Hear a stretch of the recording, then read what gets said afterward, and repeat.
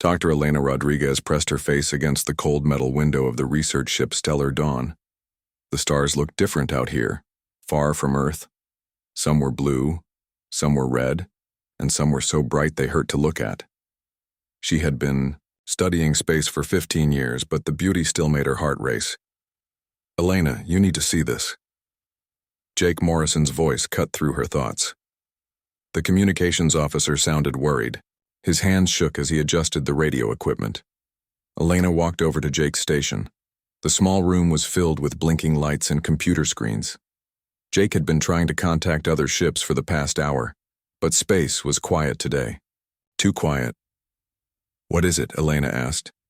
She noticed sweat on Jake's forehead even though the ship was cold. "I picked up something strange. A signal from the Kepler system. It's not like anything I've heard before." Jake played the recording. The sound was beautiful and sad at the same time. It reminded Elena of whale songs, but this was different. This had words. Captain Lisa Park entered the room. She was tall and strong, with gray hair tied back in a tight ponytail. She had been flying ships for 20 years and rarely looked worried. Today she looked worried. "Play it again," Lisa said. The Kyo, strange song filled the room again. Elena closed her eyes and listened. The voice was gentle, like a mother singing to a child, but the words were desperate. "Can you understand it?" Lisa asked. Elena nodded. She had studied many alien languages. "It's Zephyrian. They're asking for help." Lisa's eyes went wide. Everyone knew about the Zephyrians. They were peaceful people who lived on green worlds far from Earth. They never fought wars. They never hurt anyone. They were like the gentle people from old Earth stories. "What kind of help?" Lisa asked. Elena listened to the message again. Her face went pale. "They say something is destroying their worlds, something they call the Ravagers. They've tried everything. Peace talks, hiding, running away, nothing works, they're dying." Jake leaned back in his chair. "The Zephyrians never ask for help with fighting. Never. That's what makes this scary," Elena said. She replayed parts of the message. "They say the Ravagers take people. They take everything. Plants, animals, even the soil. They leave nothing behind." Lisa picked up the ship's phone. "Get me Earth Command. Priority 1. While Lisa talked to Earth, Elena and Jake worked on the message. They cleaned up the static and made it easier to understand. The more they heard, the more frightened they became. The Zephyrian voice talked about empty worlds. Worlds that used to be full of life now looked like gray rocks. The Ravagers came in big black ships. They took everything that was alive and left. "How many worlds?" Jake asked. Elena counted the names in the message. 7 so far. 7 dead worlds. And the people? Some are dead. Some are taken. The message doesn't say what happens to the ones who are taken. Elena's voice was quiet. She didn't want to think about it. Captain Park finished her call to Earth. Her face was serious. "Admiral Carter wants the full message sent to Earth right away. He's calling an emergency meeting." "What do we do?" Jake asked. "We stay here and keep listening. If the Zephyrians send more messages, we need to catch them." Elena went back to her window. The stars looked different now. They didn't seem beautiful anymore. Somewhere out there, people were dying. People who had never hurt anyone were being destroyed by something terrible. On Earth, Admiral Ryan Carter sat in a big room with other important people. They listened to the Zephyrian message 3 times. The room was quiet when it finished. "How long do we have?" asked one of the generals. "The message is 2 days old," Carter said. "It took that long to reach us." "What do we know about these Ravagers?" asked another officer. "Nothing. This is the first time anyone has mentioned them.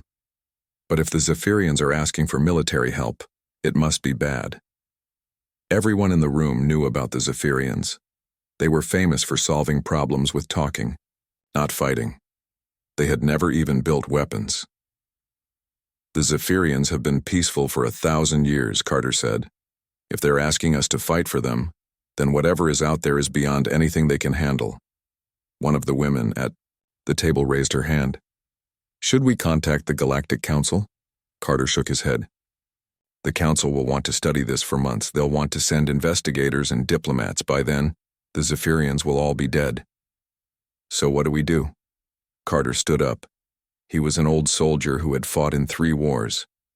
He knew what cue. It looked like when good people were in trouble. We help them. We're the only ones they asked. We're the only ones who can move fast enough. Sir, we don't know what we're fighting. We'll figure that out when we get there. Back on the Stellar Dawn, Elena was still listening to space radio. She heard more messages now. Not just from one Zephyrian world, but from many. All of them were saying the same thing. Help us. Please help us. We are dying. Jake found something else in the radio signals. Elena, look at this. He showed her a pattern in the static. Hidden in the background noise were more voices. Hundreds of them, maybe thousands, all calling for help. How long has this been going on? Elena asked. I don't know. These signals are weak, old.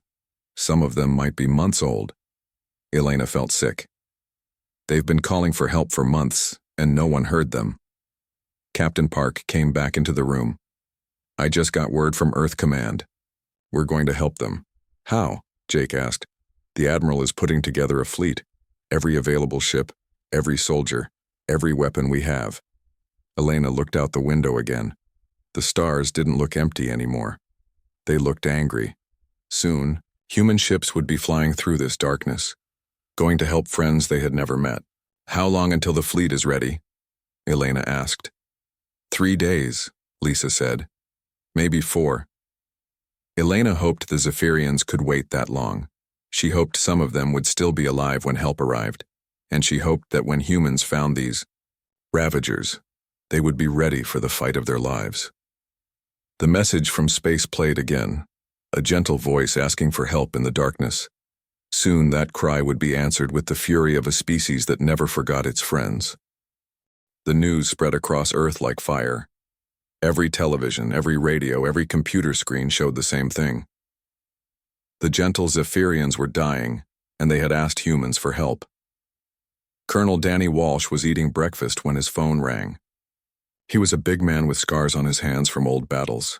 He had been a soldier for 20 years. Colonel, we need you at base. Now, the voice said. Danny put down his coffee. What's happening? Emergency mobilization. Every Marine, every ship, every weapon, we're going to war. Danny smiled.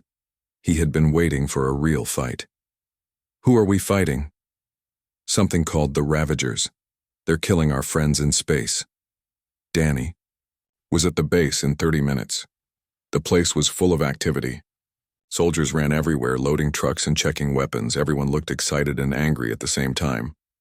What do we know about the enemy? Danny asked his second in command. Not much, sir. They destroy everything. They take prisoners.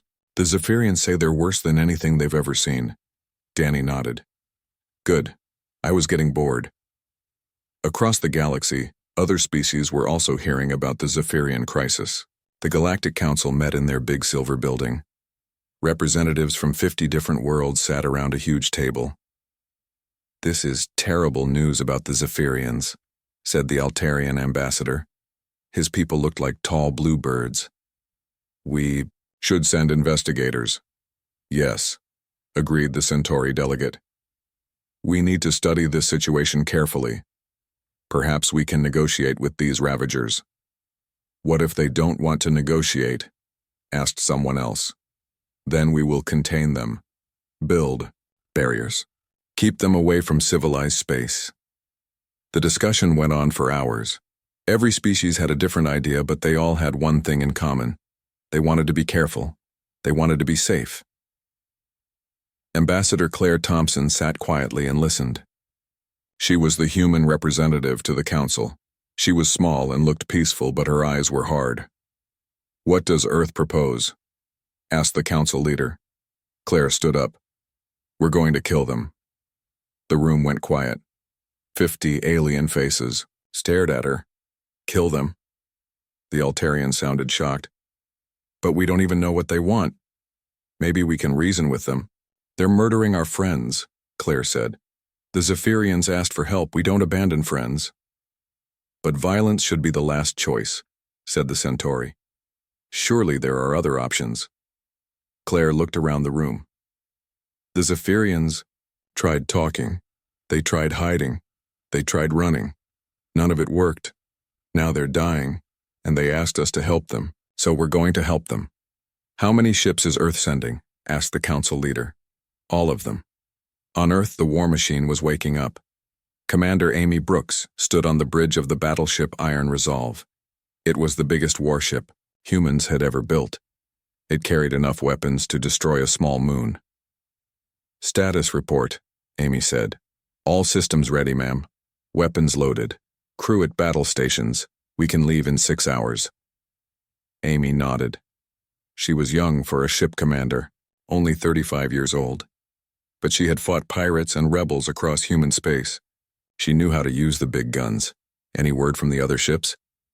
The fleet is assembling, ma'am. 47 warships so far. More coming every hour. Amy smiled. The Ravagers had no idea what was coming for them. Dr. Kevin Lee was trying to explain humans to the Galactic Council. He was a scientist who studied how different species thought and acted. You have to understand, Kevin said to the group of alien diplomats. Humans come from what we call a death world. Death world? The word translator had trouble with the concept. A planet where everything is trying to kill everything else. Our world is covered in predators, diseases, natural disasters, and poison. To survive on Earth, you have to be tough. But humans seem so peaceful in normal times, said one of the aliens. We are peaceful. Until someone threatens our friends. Then, we become something else. Kevin showed them pictures of Earth, hurricanes that could level cities, volcanoes that buried entire countries, animals with teeth like knives and claws like swords. Humans evolved to fight, Kevin said, not just for food or territory, but for each other. We protect our pack, and we've decided the Zephyrians are part of our pack now. This seems excessive, said the Altarian. Surely negotiation would be better. Kevin shook his head. You don't negotiate with something that's eating your family. On Mars, Steve Davis was loading his cargo ship with supplies. Steve wasn't a soldier. He was a merchant who carried goods between planets. But when he heard about the Zephyrians, he volunteered to help. You sure about this? Asked his friend. Your ship isn't built for fighting. Steve welded armor plates to his ship's hull. The Marines need supplies, food, medicine, ammunition. Someone has to carry it. The Ravagers might shoot at you. Steve picked up a plasma rifle and checked the Yao charge. Let them try. All across human space, the same thing was happening. Civilians were volunteering to help. Engineers worked day and night to build new weapons. Factories that made cars and computers started making bullets and bombs instead. Melissa Turner was one of those engineers. She hadn't slept in 2 days. She was busy turning civilian ships into warships. This freighter can carry 100 Marines, she told her team. And if we mount these guns on the sides, it can fight too. The ship wasn't designed for combat, one of her workers said. It is now. Back at the Galactic Council, the debate continued. Most species wanted to be careful, to study the problem, to find a peaceful solution. Perhaps we could offer the Ravagers something they want, suggested one diplomat. Territory, resources, trade agreements. What if they want to eat us, asked another. Then we'll build better defenses. Ambassador Thompson had heard enough. She stood up and walked toward the door. Where are you going? Asked the council leader. To help our friends, Claire said. You can sit here and talk all you want. Humans are going to fight. Wait, called the Altarian. What if you make things worse? What if the Ravagers decide to attack all of us? Claire stopped at the door. Then you'd better hope we win. 3 days after the first message, the human fleet was ready. 57 warships, 23 support vessels, and 15,000 Marines. It was the largest military force humans had ever assembled. Admiral Carter stood on the bridge of his flagship and looked at the fleet through the window. So many ships, so many people, all ready to fight for strangers they had never met. Admiral, his communications officer said. "We're getting more messages from Zephyrian space." "Put it on speakers." The gentle alien voice filled the bridge. But this time, it wasn't asking for help. It was saying goodbye. The Ravagers had found another world. Soon there would be nothing left but silence. "All ships," Carter said into his microphone. "This is Admiral Carter. We leave for Zephyrian space in 1 hour. Our mission is simple. We're going to save our friends and we're going to destroy everything that threatens them." The fleet began to move. 57 human warships heading into the darkness, carrying the fury of a species that never forgot its friends and never forgave its enemies. In space, the Ravagers had no idea what was coming for them. They were about to learn why humans were called Deathworlders. The human fleet dropped out of faster-than-light travel at the edge of Zephyrian space. What Admiral Carter saw through his window made his stomach turn. "Dear God," whispered someone on the bridge. Where green worlds used to shine like jewels, there were now gray rocks. Dead worlds that looked like old bones floating in space. The beautiful blue and green planets the Zephyrians called home were gone. "How many?" Carter asked. 12 worlds, sir. All dead. No life signs anywhere." Carter gripped the rail in front of him. 12 whole worlds. Billions of gentle people who had never hurt anyone. All gone. "Sir, we're getting a weak signal from the third planet. Someone is still alive down there. Put it through." A faint voice came through the speakers. It was different from the first message. This voice was scared and tired. "Human ships, this is Whisper of Leaves. I speak for the survivors on Zephyr Prime. We are hiding in the deep caves. The Ravagers took most of our people 3 days ago." Admiral Carter picked up the microphone. "This is Admiral Carter of the Earth Defense Fleet. We came as fast as we could. How many of you are left?" "Maybe 2,000. We were 20 million before they came." Carter closed his eyes. 20 million people reduced to 2,000 in a few days. "We're sending help down to you. Hold on." Lieutenant Ben Pierce was chosen to lead the first team to the planet's surface. He was a Marine scout, good at moving quietly and staying alive in dangerous places. "What do we know about these Ravagers?" Ben asked his team as they prepared to land. "Nothing good," said Sergeant Katie Mills. "The Zephyrians say they come in big black ships. They take people and never bring them back." Ben checked his rifle. "One more time. Stay alert. Stay together. If something moves and it's not us or the Zephyrians, shoot it." The shuttle landed near the entrance to the cave system. The world looked wrong. The trees were gone. The grass was gone. Even the dirt looked different, like something had sucked all the life out of it. "This place gives me the creeps," said Private Joey Clark. "Stay focused," Ben said. They found the cave entrance hidden behind some rocks. Inside, they met the survivors. The Zephyrians were tall and thin, with skin that changed colors like a chameleon. They had big eyes that looked sad and scared. Whisper of Leaves was old even by Zephyrian standards. His skin was pale and he moved slowly. "You came," he said. "We thought no one would come." "We keep our promises," Ben said. "Can you tell us about the Ravagers?" Whisper of Leaves led them deeper into the caves. On the walls were drawings made by the survivors. They showed the Ravagers' ships, their weapons, and their soldiers. "They are not like other species," Whisper of Leaves said. "They do not want our land or our resources. They want us. They take our people away in their ships. Those who are taken never come back." "What do they look like?" Ben asked. "Different every time. They change. They adapt. The first ones we saw looked like machines. Then they started looking more like us, like they were learning from us." Ben studied the drawings. The Ravager ships were huge and black. They looked like they were alive, with parts that moved and changed shape. "How do they fight?" "They do not fight like warriors. They fight like hunters. They surround us. They cut off escape routes. They take the weak first, then the strong."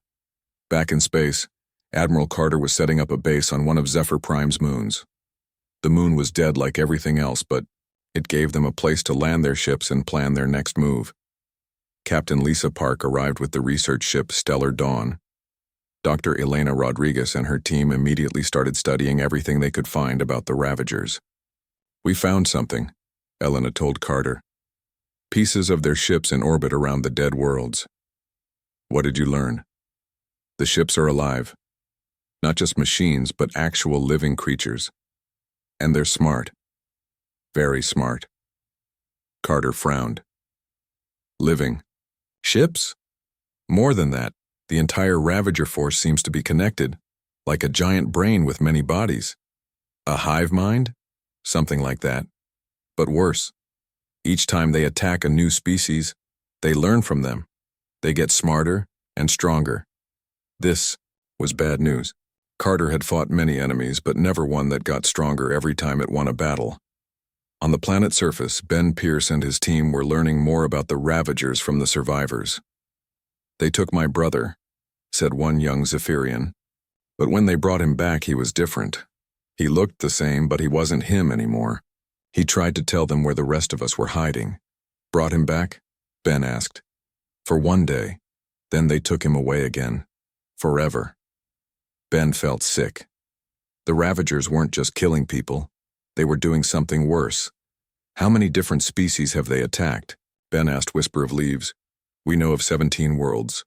All dead now. Each time they learn something new. They become harder to fight." "What did they learn from you?" "Our biotechnology. How we heal ourselves. How we communicate with our minds. Now their ships can heal damage just like we heal wounds." Ben understood now why the Galactic Council was scared. The Ravagers weren't just another enemy. They were something that got stronger with every victory. Back on the moon base, Commander Amy Brooks was preparing the Iron Resolve for battle. She had studied the ship fragments Elena's team brought back. "The enemy ships can adapt to our weapons," she told her crew.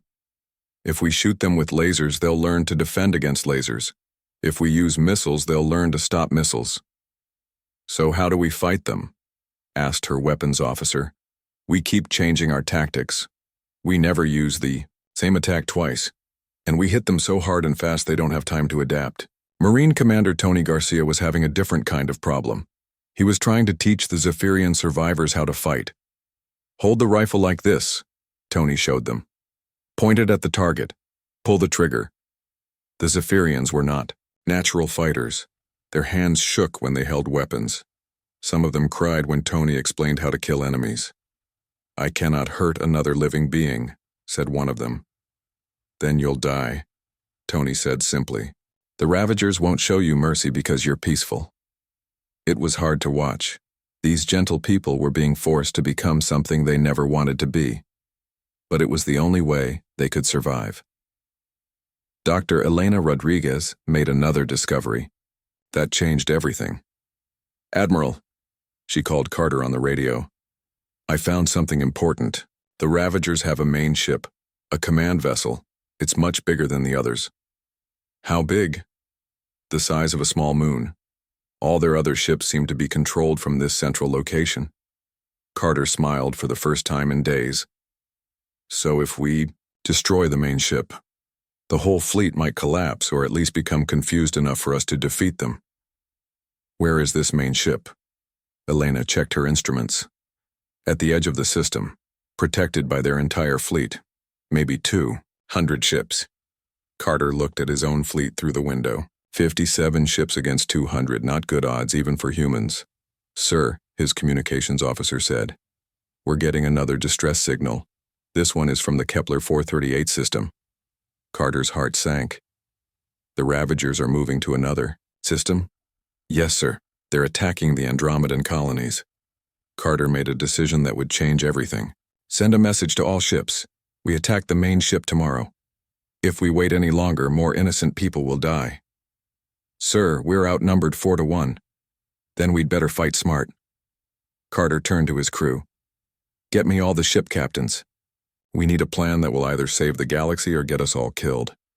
In the caves below, Whisper of Leaves was teaching Ben Pierce about Ravager tactics. "They always strike at the weakest point first," the old Zephyrian said. "They divide and conquer. They make you afraid. How do we beat something that adapts to everything we do?" Whisper of Leaves was quiet for a long moment. Perhaps the answer is not to fight them the way they expect. Perhaps the answer is to be more human than they can understand. Ben didn't know what that meant yet.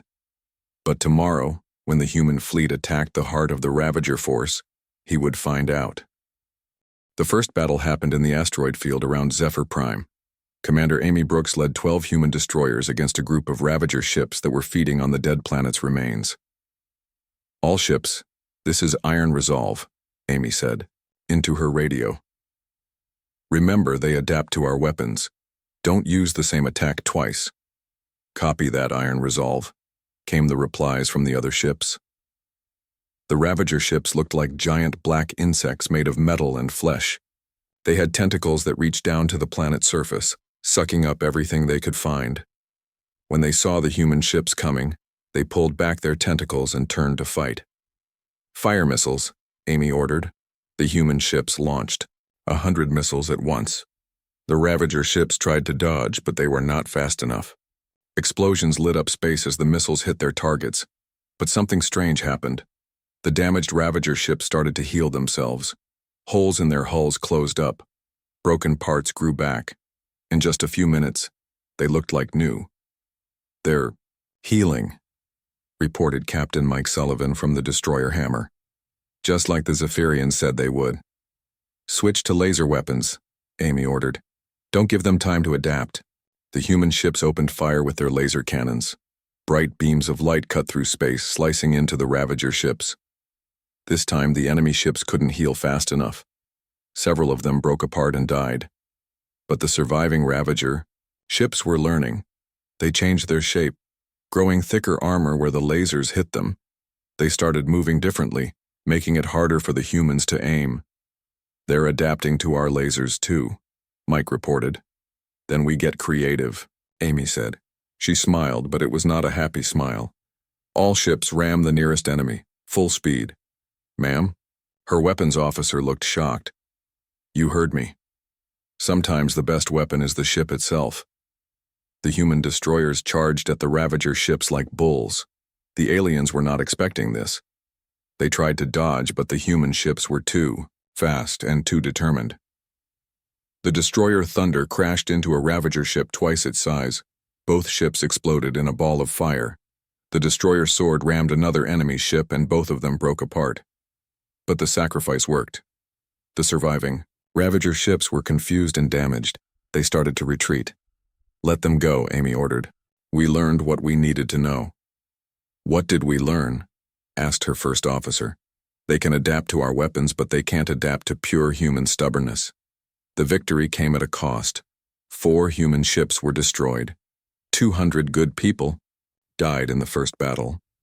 Amy felt each loss like a knife in her heart. Fighter pilot Rachel Stone was one of the heroes of that first battle. She flew her small ship between the giant Ravager vessels, shooting at their weak spots and drawing their fire away from the bigger human ships. When a Ravager ship caught her fighter in its tractor beam, Rachel made a choice that would be remembered forever. "Iron Resolve, this is Stone," she said over the radio. "They've got me, I can't break free." "Hold on, Rachel, we're coming," Amy replied. "No time. This ship has a weak spot near its brain center. I can see it from here." "Rachel, don't do anything." "Stupid," Rachel laughed. "Too late for that." She turned off her radio and flew her fighter straight into the Ravager ship's brain center. The explosion destroyed both her fighter and the enemy ship. Her last message was heard by every human in the fleet. "Tell them Earth remembers its friends." Those words became a battle cry. When human Marines stormed Ravager positions, they shouted Rachel's words. When human ships charged into battle, they painted those words on their hulls. But the war was changing the humans too. Major Carl Adams noticed it first among his Marines. They had been cheerful young soldiers when they left Earth. Now they had the cold, hard look of people who had seen too much death. "Sir?" Sergeant Katie Mills reported to him after a battle on the surface of Zephyr Prime. "We found one of their feeding chambers." Carl didn't want to ask, but he had to know. "What was in it?" Katie's face went pale. "Zephyrians, sir. Still alive." They were being kept alive while the Ravagers slowly consumed them.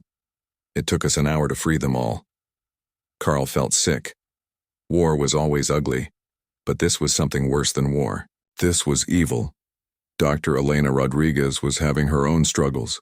She had volunteered to study captured Ravager technology, but every day brought new horrors. The worst part, she told Admiral Carter, is that we're starting to understand how they think. They don't see other species as enemies, they see them as food. Can we use that knowledge against them? Elena nodded, but she looked tired. Yes, but learning about them is changing us too. I have nightmares now. About being consumed while still conscious. About becoming part of their collective. Carter put a hand on her shoulder. Elena, if this gets too hard... No, she said firmly. These people need our help. I'll do whatever it takes. The Galactic Council was getting worried about the humans. Ambassador Claire Thompson received angry messages from several alien species. Your people are becoming too violent, the Altarian ambassador complained. We have reports of human ships ramming enemy vessels. This is not civilized warfare. There is no civilized way to fight monsters, Claire replied. But what happens?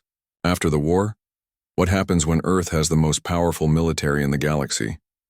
Claire looked at the alien diplomat with cold eyes. Then you'd better hope we stay friends. The breaking point came when Admiral Carter made a decision that shocked even his own people.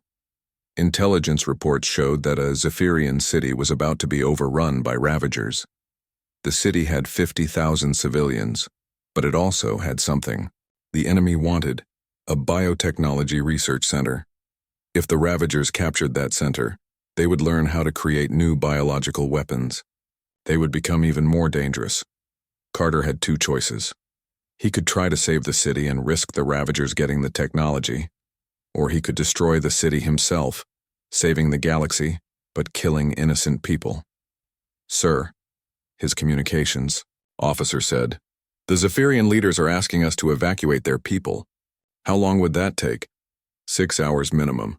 The Ravagers will be there in 2 hours. Carter closed his eyes and made the hardest decision of his life. Fire on the city. Destroy everything. Sir, you heard me. Destroy the research center and everything around it. The human ships fired their weapons at the Zephyrian city. 50,000 innocent people died in seconds. But the research center was destroyed, and the Ravagers found nothing but ash when they arrived. The Galactic Council was horrified. Several species threatened to break their alliances with Earth. How could you do such a thing? The Centauri ambassador demanded. Claire Thompson's answer was simple and cold. To save everyone else. Intelligence officer Nina Kelly was working day and night to find the location of the main Ravager ship. She finally found it using captured enemy communications. Admiral, she reported to Carter, I found their command ship. They call it the Heart of Hunger. Where is it? At the edge of this star system, hidden in a nebula. It's protected by their entire fleet. At least 300 ships now. Carter looked at his own fleet status. After weeks of fighting, he had 38 ships left. Many of them were damaged. 300 against 38, he said quietly. Sir, maybe we should wait for reinforcements from Earth. Carter shook his head. More colonies are being attacked every day. If we don't stop them now, there won't be anyone left to save. He called a meeting of all his ship captains. They gathered in the conference room of his flagship, tired men and women who had been fighting for weeks. We're going to attack their main ship, Carter announced. The room was quiet for a moment. Then Captain Mike Sullivan spoke up. Sir, that's suicide. Maybe. But if we don't try, billions of people will die. How do we fight 300 ships with 38? Carter smiled grimly. The same way we've been fighting them all along. We do something they don't expect. He outlined his plan. It was crazy and dangerous, and most of them would probably die. But it was their only chance to end the war. Any questions? Carter asked when he finished explaining. Commander Amy Brooks raised her hand. Just one, sir. When do we start? Tomorrow morning. Get some rest, everyone. Tomorrow we either save the galaxy or die trying. That night the humans prepared for their final battle. Some wrote letters to families back on Earth. Others checked their weapons one last time. A few just sat quietly and thought about home. In the caves below Zephyr Prime, Whisper of Leaves was teaching the last group of human Marines about Ravager weaknesses. "Remember," the old Zephyrian said, "they are strongest when they work together. But if you can separate them, make them fight alone, they become confused." Lieutenant Ben Pierce nodded. "We'll remember. And remember something else," Whisper of Leaves added. "You humans have something they cannot understand or copy." "What's that?" "The ability to sacrifice yourselves for others. They consume everything for themselves. You give everything for your friends. That is why you will win." Ben hoped. The old alien was right. Tomorrow would tell them if hope was enough. The final battle began at dawn. Admiral Carter stood on the bridge of his flagship and looked at the enemy fleet through his window. 300 black ships surrounded the Heart of Hunger like angry insects protecting their queen. The Heart of Hunger was bigger than anything the humans had ever seen. It was the size of a small moon, covered in tentacles and organic weapons. It pulsed like a giant heart, sending signals to all the other Ravager ships. "All ships, this is Admiral Carter," he said into his radio. "Today we end this war.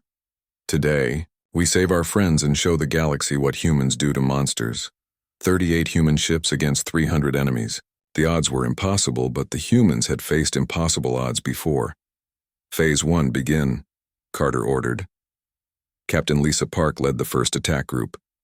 Her job was to draw the enemy ships away from the Heart of Hunger. She took 12 ships and charged straight at the largest group of Ravager vessels. "Come on, you ugly bugs," Lisa shouted over the radio. "Come and get us." The Ravager ships took the bait.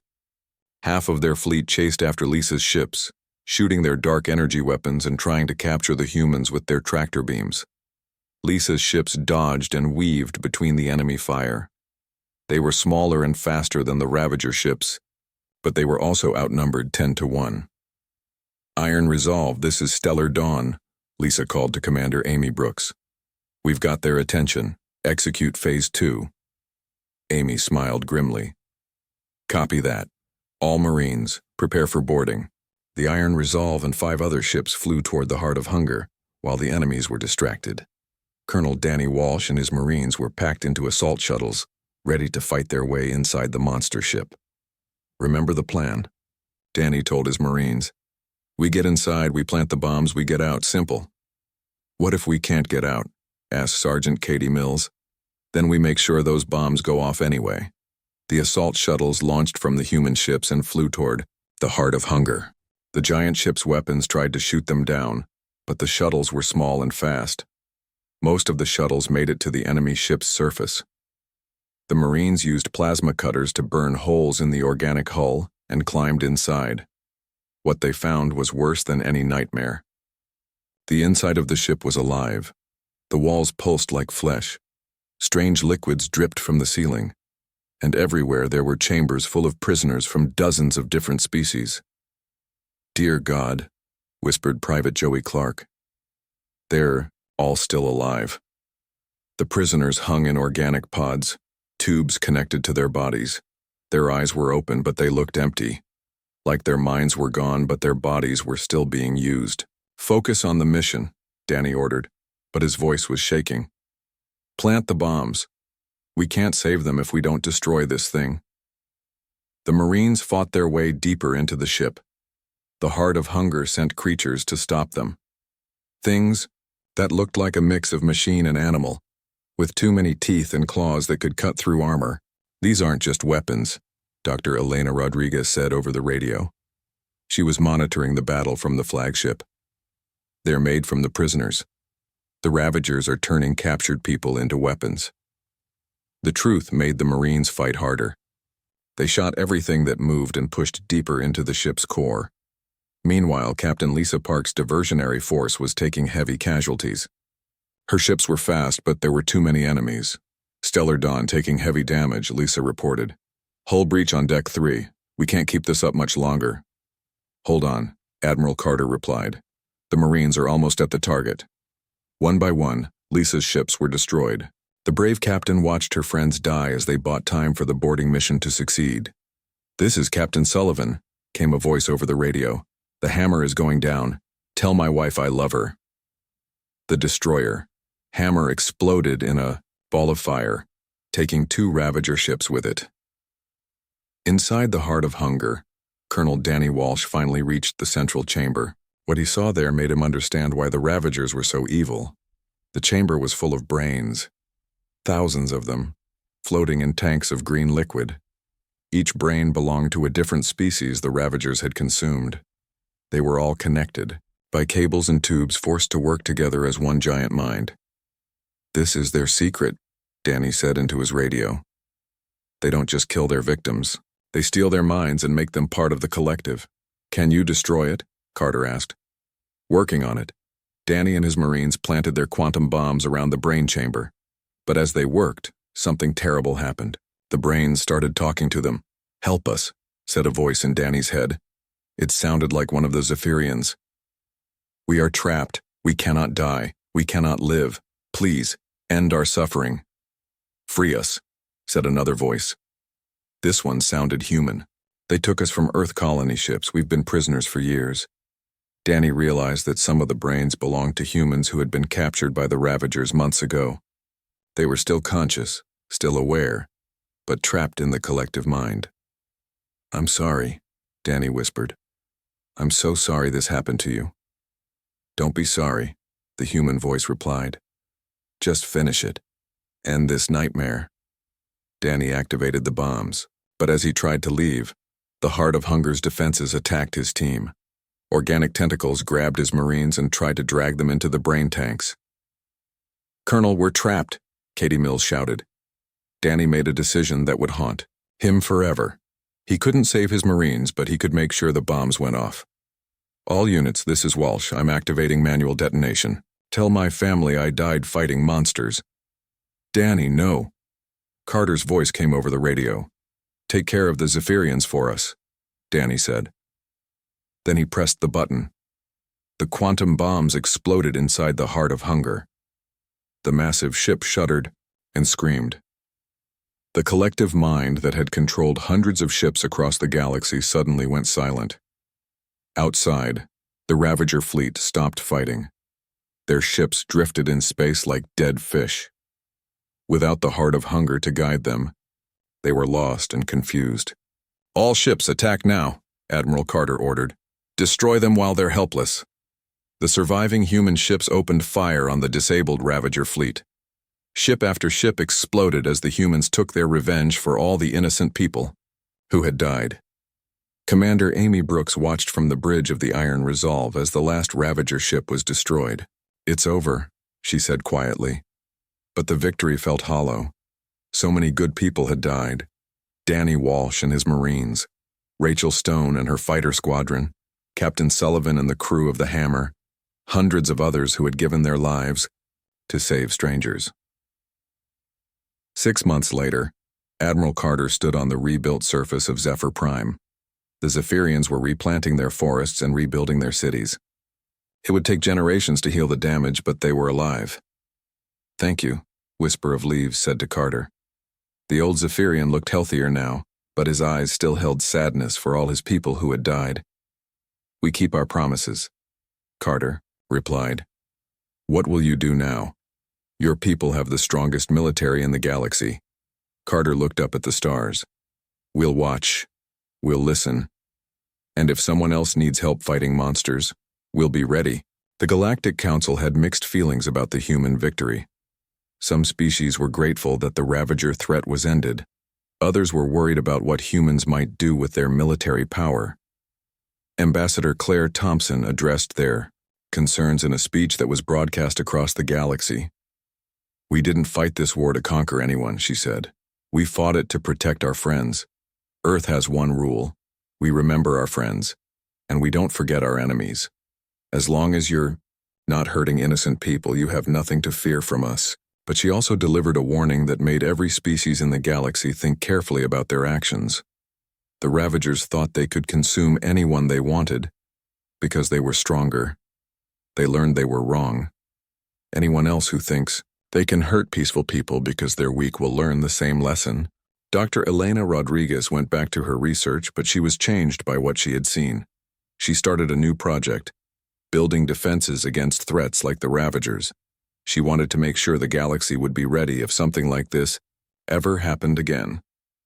Lieutenant Ben Pierce, one of the few Marines who survived the war, became an instructor at the military academy. He taught young soldiers about fighting impossible odds and protecting innocent people.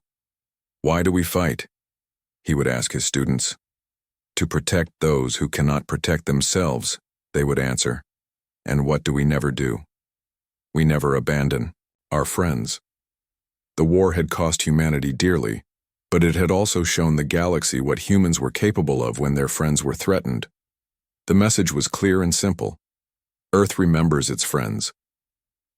In the deepest parts of space, other ancient evils heard about what had happened to the Ravagers. They began to recalculate their plans for conquest. The Deathworlders were awake now, and they had proven they would cross the galaxy to fight for people they barely knew.